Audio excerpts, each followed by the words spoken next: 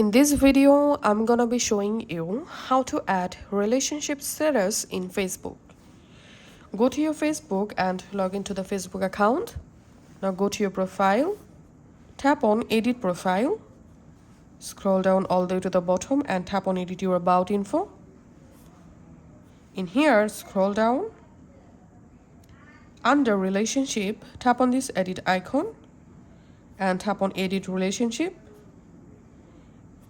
So for example, I'm just removing my existing relationship to show you from first. So here, tap on Add Relationship, tap on this relationship status, and here select our relationship status. In my case, I'm selecting here